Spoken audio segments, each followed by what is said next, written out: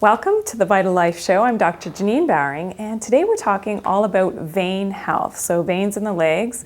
I'll share a number of great health tips about how to improve your varicose veins. It could be spider veins as well, even hemorrhoids, swelling in the legs. When it gets really bad, you may have leg ulcers and a lot of edema. So please do stay tuned to the end of this video so that you'll get all of these great free health tips.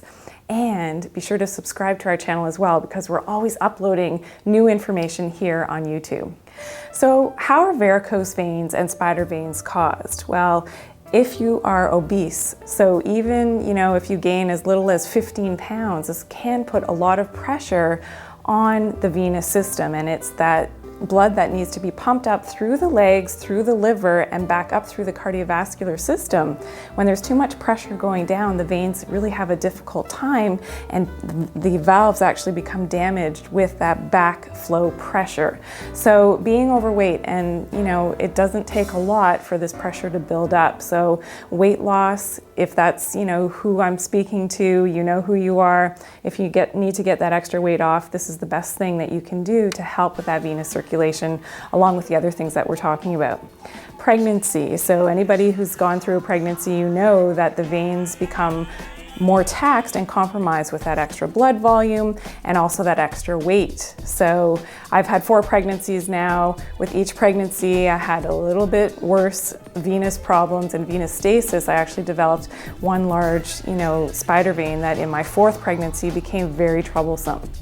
So pregnancy, we all want you to have great babies and great pregnancies, but this is one of the negative side effects, is the venous system and getting those varicose veins and sometimes those spider veins, which can be very painful. As well as menopause. When our hormones change as women, unfortunately what happens is that there's more pressure build up in the veins. So this is really common, and I see this more so in women with the varicose veins problems as opposed to men. Also standing and sitting a lot. So if you're in a job, or your daily routine requires a lot of standing or sitting, again, the blood is pooling, and this is why exercise is so important for the legs, and I'll be sharing some great exercises for increasing that circulation and improving those varicose veins. So stay tuned. Also, it can be inherited. So unfortunately, if your mom and your grandmother had a lot of this varicosity, even on your father's side as well, if they had the varicose veins, then you may be apt to having more of this venous problem and that blood circulation problem. What a lot of people don't realize is that if your veins are compromised and they're not working to pump that blood up through the heart, this is one of the #1 causes for high blood pressure. So by treating the veins, you are helping to treat your blood pressure. So what can we do to improve our venous circulation? Well, first and foremost, it's always recommended to elevate your legs. So as much as you can, put your legs up. If you have a period, of 20 minutes during the day, perfect idea, as well as in the evening. So I know myself, if I have 5-10 minutes to myself and I'm able to lie on the couch, what I do is I actually put my legs up on the backrest of the couch so that they're elevated and higher than the heart. This really does help with the venous circulation.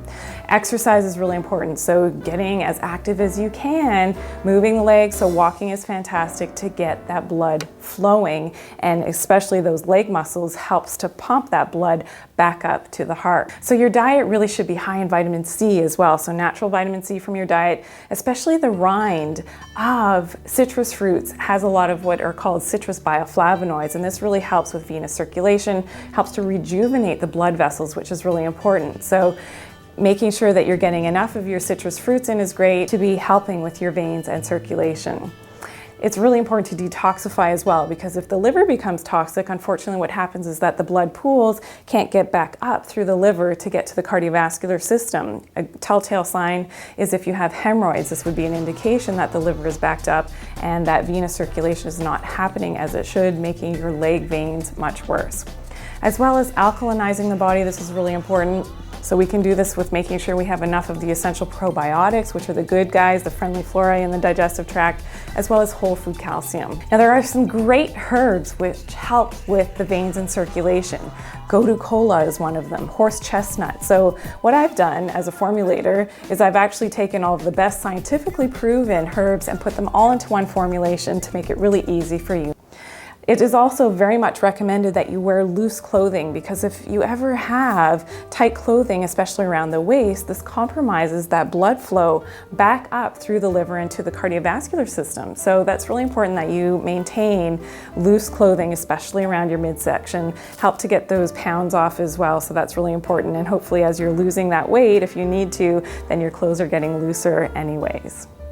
So this concludes part 1 of our episode on varicose veins. Please click right here on part 2 to this episode to learn great acupressure techniques that you can do at home and some super effective exercises for varicose veins that you can do every day.